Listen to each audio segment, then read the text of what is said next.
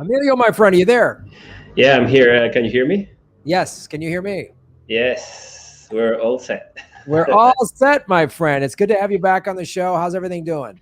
Yeah, it's doing fine. Sorry for the change of things that I have to this to do this from work, end of the day, and it's okay. No worries, my friend. No worries at all. And then, so I was just going through. You wanted to talk about specifically. Tell us what you want to talk about because we had several emails back and forth about a couple different things. Yeah, well, as I told you last time we met, I stumbled upon this documentary on the military industrial complex from the European perspective. It's a DW documentary. I don't know if you know DW, the German BBC, you can call it. It's the Deutsche Welle, the German wave. And they have really good documentaries. They're really critic of many European practices. I don't know. I saw one about the cacao or cocoa plantations in Africa using slave children. It was very good, and the YouTube recommendations, the algorithm just threw me into this documentary, and it was nice. A few months passed by, and when I was listening to Joe Rogan interview Tulsi Gabbard during the elections, during the campaign, they had this very casual commentary. I think Jacko Willink was there, and they had this very casual commentary on oh yeah, and it's isn't it cool when you're at the bases and you have uh, all the smells from the food of the people working for Halliburton, for the contractors, and you're like I I don't know if like it surprised me because the main when you hear contractors, you think people with guns working for private companies working for the American government. Right. And then one thing that is you're not very aware if you're not in that world, or if you have not been there, is that it goes like there are a lot of things that are done by contractors. I don't know if you had this experience when you were in Afghanistan. Yeah, that's absolutely true, and that's a great point. And people don't realize that and this was done through Dick Cheney, made this possible. So all these jobs that used to be done by just regular people in the Army, they used to call it KP duty. The kitchens, cleaning the latrines, all that stuff, making the food, that was all done by people in the military. And then Dick Cheney helped pass that to make it all done by contractors, and so it was done. Halliburton owned KBR, which is again one of Dick Cheney's companies. So all these people were private contractors when I was there. They weren't just mercenaries. They were just like cooks, janitors, cleaners, and some of them were what they called TPNs, third-party nationals. They were from other countries, Kyrgyzstan or other Middle Eastern areas, and they were brought in to work. And so some of them were Americans who were paid crazy amounts of money to come here.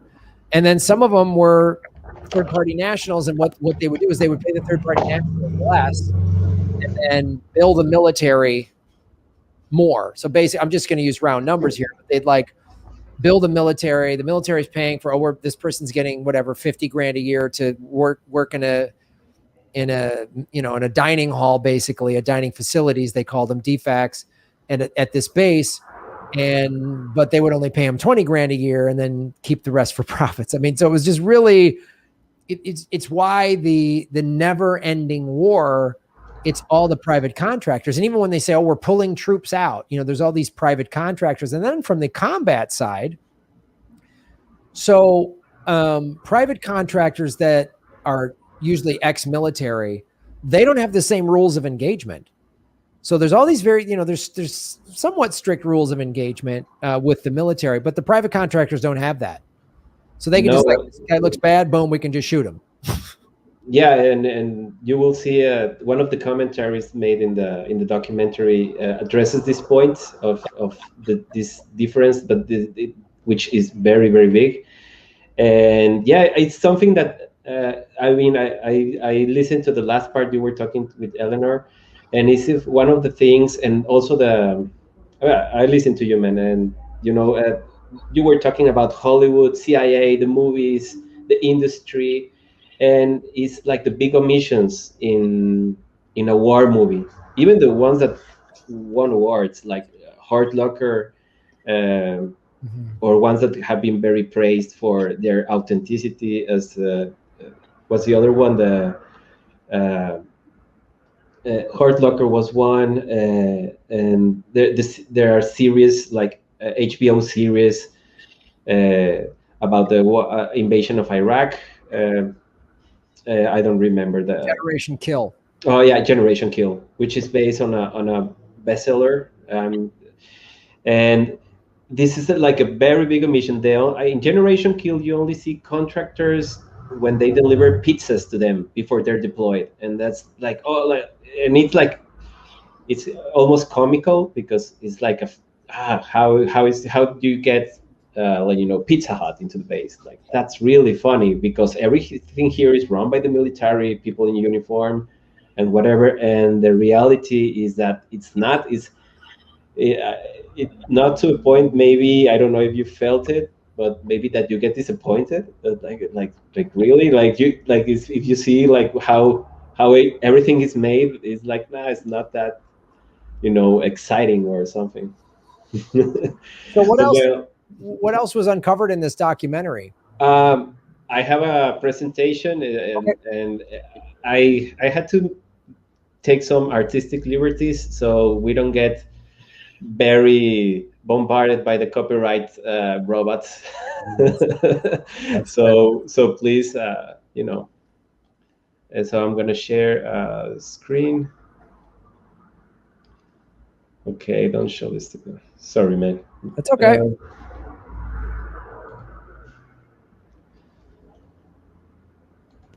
Okay. Is this it? Oh yeah, but I'm gonna change screens. Sorry, dude.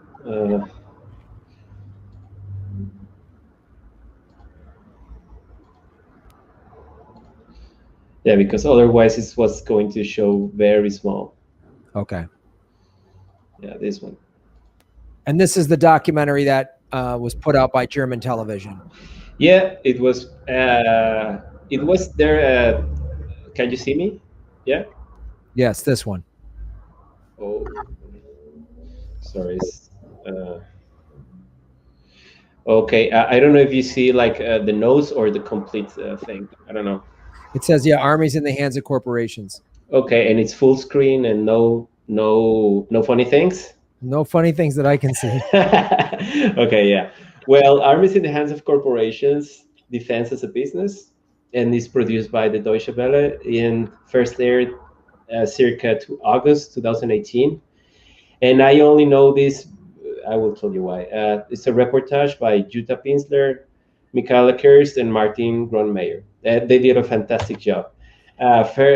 The After I didn't found it, I went into a deep search. I went, you know, through Ecosia, Google, whatever, you name it, Yahoo, because when I told you, when I saw Tulsi talking about these things about the contractors, I remember like, oh, you know, I saw this in this documentary. I will look it up on YouTube, and it didn't show up. And I was like, oh, maybe I'm messing. And I tried every single combination of words. I went into my history, and it wasn't there. And I was like, man, they pulled this down. Wow. And then I went into the Deutsche Welle in English, you know, the international site, you can call it, and it wasn't there. And I said, well, I saw this in Spanish. I might well as well look inside the DW site, but in Spanish, you know, it's European, so it's in many European languages. And in Spanish, I found the page that refers to the existence of this documentary, And it's 26 January, June 2018, and it's all in Spanish. It's very tongue in cheek because the picture that they use, it looks like a Nazi salute, but it's actually a guy telling another guy like stop the truck or something. But I think these guys, the authors, Jutta, Michael, and Martin, just I think they went too far, and you will see why. By the way, this is the. I'm going to tell you just a little bit about the documentary. It's very long. It's like 3 hours. Okay. It's divided in two parts. You can still find it on YouTube, but it's not in the official.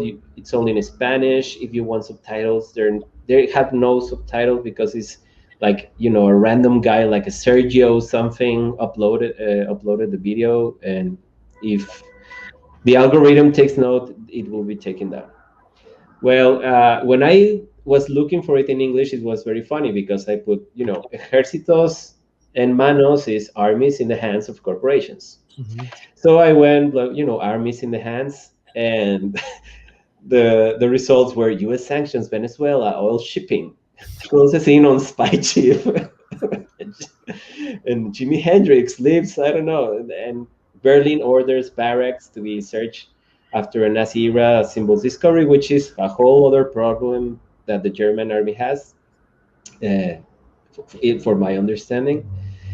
And well, I mean, this is like what they do. They just scrub a movie from the internet as best they can and make it almost impossible to find. So it's just, you have to really dig for it because they know that most people, if they just type it into their search engine and it doesn't pop up immediately, they're going to say, oh, I guess it's gone or it doesn't exist or whatever. So this is like very intentional. Yes, yes, it's like the right to forget. Yeah. But like in-house right to forget, and you can see like I mean, DW, as I told you, is very, very liberal. You can see stuff like actually hurts European or German corporations or politicians. So they're really critical, and to have this taken down, it's like whoa, it's doing the good thing about the political vigilantism is one of those telltales. Yep. There you go. That's when you know. So, well, the the premise of the documentary is subcontracting, and private contractors promise low costs and fast results. What are the risks of this strategy? How close is the cooperation between industry and armies, and how the privatization wave hits the democratic control of military action? And well, they say, military consortiums and private companies have assumed many of the army's tasks. This generates criticism. Nowadays, private companies not only supply armies with equipment, but also the know-how and personnel to operate them. This is they had pictures of these big expos, like military expos, like, you can have, so you have Comic-Con, but you have, DETCON or whatever they name them. It's a Comic-Con for war. Yeah, I got it. It's great. And the other is, it's a stylized picture that from the documentary. All this is taken from the documentary, but I didn't want to show like the actual pictures for copyright or whatever. And it's better this way. It looks better. Which is a blue-collar worker from a German company working alongside a German officer. They are repairing like an 80, I call them, sort of a German MRAP. And this is in Afghanistan. This is not in. This is happening in an actual war zone. First, let's talk a little bit in the documentary. And what I'm talking is a little bit of what the documentary talks in this first part. And so you get the idea. The French army has about just so we're clear, all this information you're putting up in these slides is information you've pulled from this documentary. Yes, exact information. The italicized things is actual commentary. I'm quoting. So I'm quoting from the documentary. Well, quoting and it's a translated quote because it's in Spanish. Okay. So yeah, the French army, it says that France has about, remember this is 2018. the year when it was aired. So the France has about 7,300 soldiers abroad, invest 1.8% of its GDP in the armed forces. The French government participates a lot in the military industry. This is a French thing. Like Renault, the car manufacturer, is the same thing with Renault. The French government owns stock on Renault, just like German government owns stock in BMW. But the French excel at this. They love to, because many of these companies were first state-owned companies, and then neoliberal whatever, but they still get have stake on them, which makes a bigger conflict of interest. Like, oh, I mean, it's good that the government makes its own weapons, but when then, oh, there's a business here, let's sell them to Mali, to Right. Czechoslovakia, to whatever. No, you're crossing many lines. France in 2018 had 209,000 servicemen and women. I don't know what's the number in the US. I'm sorry. I don't know if you have a number. It's probably several million. I don't have an exact number, but I know it's several million. It's in the millions. Okay. Yeah.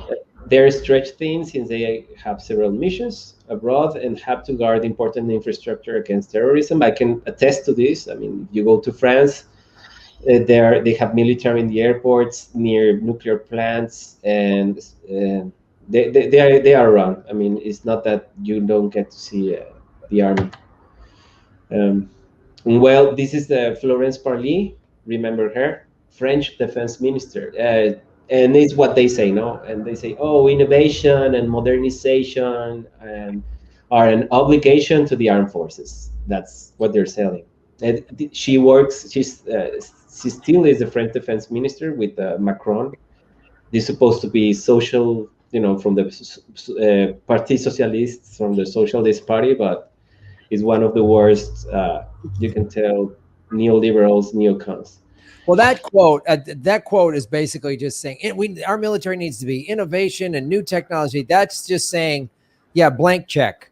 The military gets whatever it wants, so it can have laser guided missiles and nonsense while people can't eat or whatever.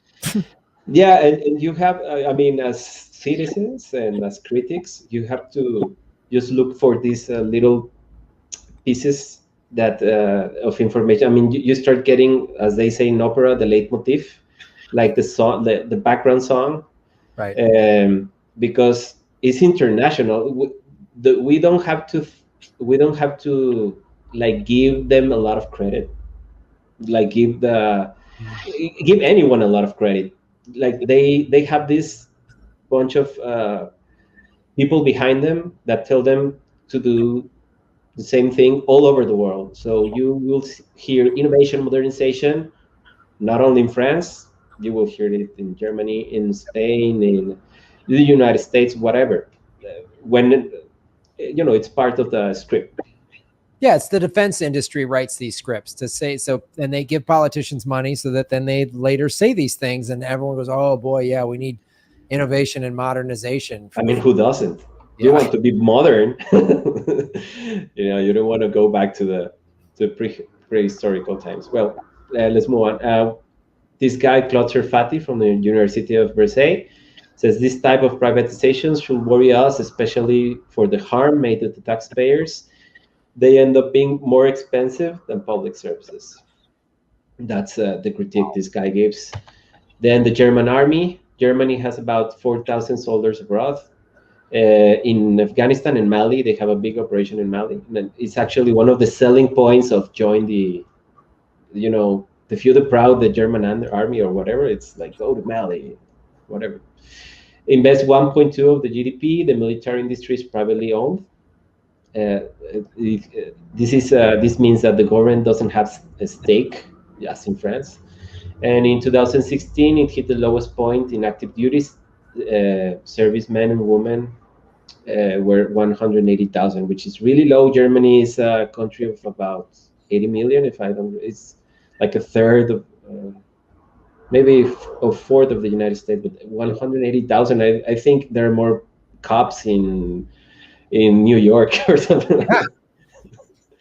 So that's, but the thing is that there are a lot of choices for young people in Germany, not only a military.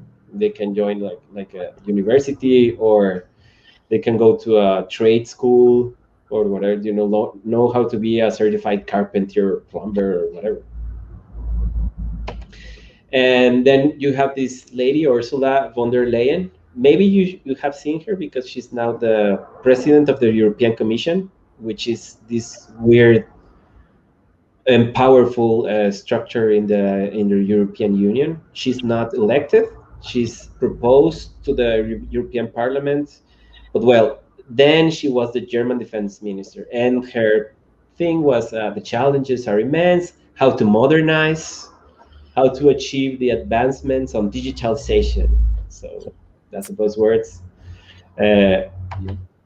Now, this lady, Catherine Sutter, which was the Secretary of State in the German Defense Ministry during those times, her background is like, Catherine Sutter. She came from, and I will give you 10 points if you tell me where she worked before. Oh, I don't know, maybe a defense contractor or something like that. I'm gonna give you 3 choices: defense contractor, consultancy, or the Peace Corps.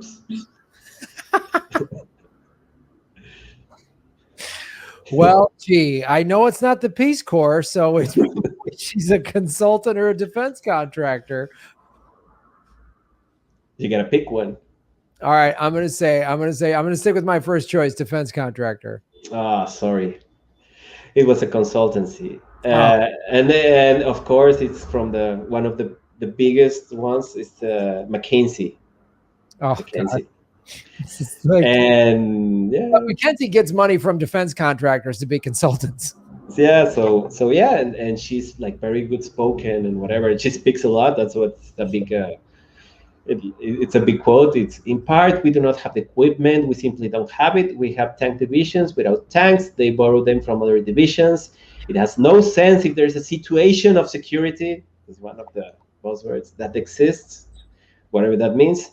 And if we really want to comply with the task assigned by the parliament, by the Bundestag. So it's like, it's not us. Like, how can we do this if we don't have enough tanks to take care of, the German people? So we're like, well, many people can argue why Germans shouldn't have tanks now. That's a bad choice. Yeah, the last time Germany had a lot of tanks, it didn't go well. No, so, ask the Polish. Yeah, ask all of Europe. Ask all of Europe. But well, now Germany in Afghanistan, they have this called the Marmal camp. It's in north of Afghanistan. It's the biggest military installation in the history of the German army outside its borders. Now, let that sink in. We can joke about, Second World War. Well, imagine not even then they had a base as large and as Marmal camp. Wow. Germany's mission in Afghanistan will not be possible without the civilian contractors, up to 34 different corporations operating the camp. In 2017, the mission comprised about 980 German troops and countless civilians. I will emphasize countless, German and non-German, as we talk about and as you will see. As for example, Ecolog provides laundry services, wastewater management, and gas stations for the German army in Afghanistan. They contract people from India, Pakistan, Philippines, and Afghanistan.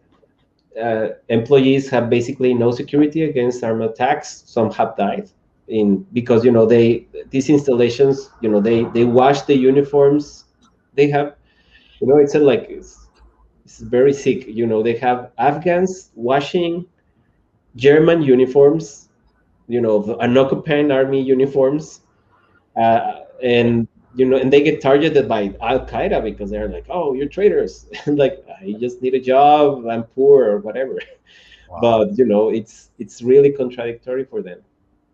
I must imagine it must be a very hard choice.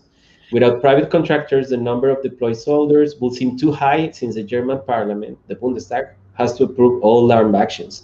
So that's the trick. And as you said, we're pulling troops. Yeah, but how many people you need? And going back to that interview of Joe Rogan and Jocko Willink, I don't know if it was there or Jocko said in another video. He said you need something like 80 guys in the back room to have 20 guys out there. Right. So you can have sense of the proportion of people that you need working for these companies to have 980 German troops. Maybe you need 3,000 contractors just for, and you save face. You are in the parliament and you say, oh, but we only have 500. Yeah, but we need 2,000 contractors. Because they keep saying, oh, we're pulling troops back, but there's still all these contractors there, and the troop deployment number seems low, but there's all these tens of thousands of extra contractors. And it's also why we have this never-ending state of war, because the defense contractors are always making money. Yeah, and that's a trick. If you say, we only have 200 troops, yeah, but and you might think, how expensive is to have 200? One of them must be the cook. One of them, no. This is these 200 guys are the guys who actually fight. We need to pay 2,000, and that's the money part of the thing is the most important, because when you authorize in the German parliament, oh well, we authorize 500 German soldiers. You're actually paying for more. It's it's slipped on their, it's a very cheap thing to do. I don't know. It feels like a trick, like one of those scams. Oh, buy this, but when you buy it, you're also buying a $5 charge every month to your credit card. Exactly. It's exactly that. This is just another scam. It's just but you need the additional software for this, and that costs extra, and this costs extra. And you're like, oh, wow, I just thought we were sending 200 troops there. No, you're sending 3,000. And also the companies also operate and repair shops for German vehicles and tanks, and also the Bundeswehr's drone program in Afghanistan, the German army. And here I must have a warning. This is a Kafkaesque thing you're going to see, which is nightmarishly complex or bizarre or illogical, and you will see why. And it relates for the situation now in Palestine and the debate about what anti-Semitism is. Well, take a load of this. The German army program, of drone program in Afghanistan, they have reconnaissance drones. They are leased by the German army from an Israeli company and operated by Airbus, which is a Franco-German company. The operators, not soldiers, take off, navigate, and land the drones. They do not operate the drones in the critical stages of the missions. Many of Airbus pilots were once German soldiers. And this is the most strange thing. It's they lease them from Israel, Germany, and to say, well, they were supposed to be the more peace-loving two countries and two peoples after their people do to theirs. It's no, now we're gonna join, but not for peace, for war. I don't know if you get it. Yeah, it's it's illogical. It's now they're all together, taking care of Afghanis. And this is a very good point that this guy makes, Hauke Fredericks, an expert in military affairs. He says, what happens is if one of these big and heavy drones falls and causes damages among the Afghan civil population. At the wheel, there was not a German soldier who is defined by international law as a combatant, but a civilian service provider to the German army. How will the German army react if the Afghan police showed up at the camp's door to arrest the drone's pilot? Wow. And it's I can understand this very clearly as a lawyer. It's torts law. I mean, yeah, when you wear a uniform for a country, you are protected by international law, and you're viewed as a combatant. The moment you take out that uniform, for whatever reason, you're no longer a combatant, and that's where lines are being blurred. And this guy is absolutely right. And I could even go further. I could say, if you get I mean, it's not the case, because these are supposedly only reconnaissance drones. Right. But if one of these missions went wrong because the info, or whatever is bad, you can say, well, I will sue also the company. I will sue Airbus. I will sue the Israeli company, and I will sue the German government, because these are civil lawsuits, like tort lawsuits. And I mean, you see this in tort cases in the US. It's very common. I mean, you go and sue the car company, the manufacturer, the one who made the brakes, the one who made the airbag. And it doesn't matter if the company is in China, or it's in Japan, or it's a German company. And this is a normal thing to see in civil law. And this is the risk this is one of the risks, and one of the things that the politicians don't that they don't care about it. No, they just care about the money rolling in. And well, what the German government and parliament do not want, it's one of the conclusions they see, seems to happen in Afghanistan. Military duties are outsourced, even the most sensible ones. The German army loses skills in the benefit of the arms industry. So who's working for who? And this guy, Jürgen Gresslin from the German Society of Peace, he said the entire system is a mafia. he goes right to the point. They are mafioso structures. Politicians hang like puppets from the strings held by the arms industry.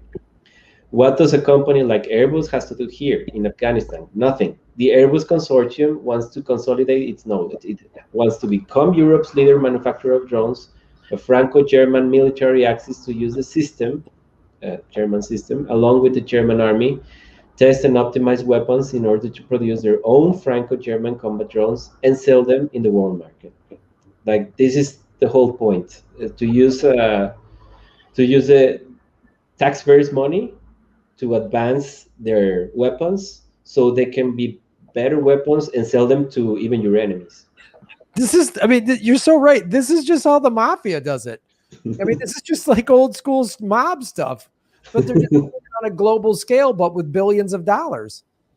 Like, it's just the same old scams, only they say, oh, it's for freedom and democracy and whatever, innovation and technology for our war machine or whatever nonsense. It's the same old tactics. And it's the thing I told you. It's the same thing, like everywhere. It does. Sometimes, I mean, you're in the US and you have more knowledge of it, but you can, when you look someplace else, it's the same. Yep.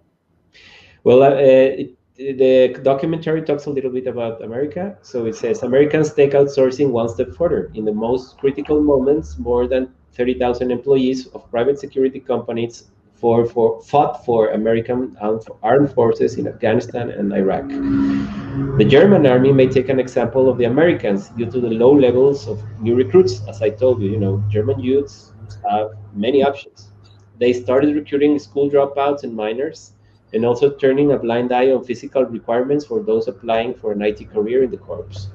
The new recruits need not to worry about cleaning toilets or even standing in long guards in Germany, since these activities have been outsourced in German bases. So if you go to a German base, you will be greeted like by an old German guy and an old German lady with a security badge, and welcome to the most important German base in Germany.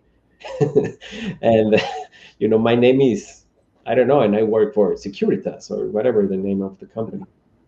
And this guy, Tim Gardner, just have a very good comment about this. He says, First he says the German army not taking care of the security of its own quarters is a bad joke from history. And I think all of this was like Germany with Israel bombing Afghanistan is a bad joke from history. One, big empire you can call the economical empire, the U.S. being demolished in Afghanistan just as the Russian, not the Russian, but the Soviet empire and many others empires. They call Afghanistan the graveyard of empires. They don't call it for that because it's a nice place to go. I mean, and have a war. But yeah, it's a bad joke from history. And this guy is right on point when he says the longer a war lasts, the more revenue private military industries make. This is diametrically opposed to the interest of the head of state and government, who are supposed to seek the appeasement of wars as soon as possible. And that's like, yeah, like is that why we have like when you have a government and you start like going up, like many of the structures that we supposedly have is for the appeasement of society. That's why we have a police. That's why we have social services. That's why we have, lights. Street lights. That's why we have peace courts and local courts and federal courts, and the whole judicial system is because you don't want actual vigilantes and doing justice by their own hand. You want peace. And when you scale it up from your local to the global, so you get to the president and you say, hey man, why are you not seeking peace? It's no, but we have to defend, we have to, this is a, how do you call, preemptive attack. No. There's no such a thing in appeasement like preemptive attack. Is diametrically opposed. Mm-hmm. And that's the part. I have a couple of slides. There are like some bonuses, but I want your comment on this. Well, I mean, this is great. I mean, not your work, not this awful shit that the private contractors are doing. We're starting to run a little bit out of time, but so I want to say, like, I mean, it's not surprising. First and foremost, well, there's two things that aren't surprising. One, knowing the private contractors getting into the specifics of how they make their money and how basically it's in many ways it's a scam. They're doing what the mafia is doing. And two, that they would then wipe the tech companies like Google, which work hand in glove with the CIA. We know this. They don't want this information out there. And then there's no way the corporate media, this should be like a groundbreaking, not whistleblower, but just a groundbreaking like story that the American people really need to learn. And they're rarely, this stuff is rarely discussed. They might talk about one story, but they're not going to, because look what the corporate media does. They'll have this, intelligence expert come on, or military advisor. And that's a person that used to be in the military and now they work for Raytheon or Halliburton or one of these companies. So they're not, the corporate media in America is never going to be critical of this. And the tech companies and the streaming services and all that, they're going to make sure a documentary like this never sees the light of day. When in fact, if our system was truly fair and just and democratic, a documentary like this, it would be getting a lot of buzz. It'd be getting a lot of play. Yeah, especially like now when you have the German army actually getting out of Afghanistan. This will be a very good point. Like wait a minute, why are we paying for all of this? Like, where did the money go? And I think it's important because I'm sure the German people would like to know where their money's going, and the French people, and anybody in the European Union that has been, largely kind of persuaded, to join by the. I mean, like if these are mafia, like America is the most important, is the strongest. We're the Corleones or whatever, and we're like, you better join us. And we muscled everybody 20 years ago to join this war on terror. And any country that didn't want to help us, boy, we wouldn't give them money, or whatever leverage we could use to force them into this. But the thing for me is like the politicians, and you will see, they are very good entrepreneurs, and this is the bonus is very fast. I mean, that's gonna take even 2 minutes. This is today. Well, not today, but very early, like last September. Florence Parly, the French defense minister, she announces an investment fund for innovation, 200 million euros for develop startups and small and medium enterprises to develop technologies that potential strategical potential or something like that. Just buzzwords. They just have to, she wants to give a slush fund to really private contractors who will then contract her when it's out of government. Of course. Well, because let's be real clear here. I mean, you bring up a great point. She's going to, put this like word salad out there that basically is just like, slush fund for contractors, because the 5 top defense manufacturers, their CEOs are all women. So and this is also a woke thing. Yeah. Like, oh yes, and in France, I mean, I can make a fake accent, and I know French, and I can say, oh yes, we can. We need the women to be more represented here on the minister. Oh yeah, Madame Ministre. Oh si. It's like, well, I don't care if it's a dog. It's wrong. I know it's that thing to trick people into thinking that, we're making all this progress because now women and people of color can profit from war. Yeah. And it's like, it looks like you said, it looks so woke. It looks like diversity and all this stuff. And Ursula von der Leyen, what she's saying at Davos before the pandemic? Oh, the European Union must develop a credible military capabilities. Oh. Do you know why she was voted? I mean, there are many women in Europe, many women in the European Parliament, and many women in European politics. Why why is she? Because she's hand in hand with these contractors, and they say, guys, we're going to make a lot of money. Yep.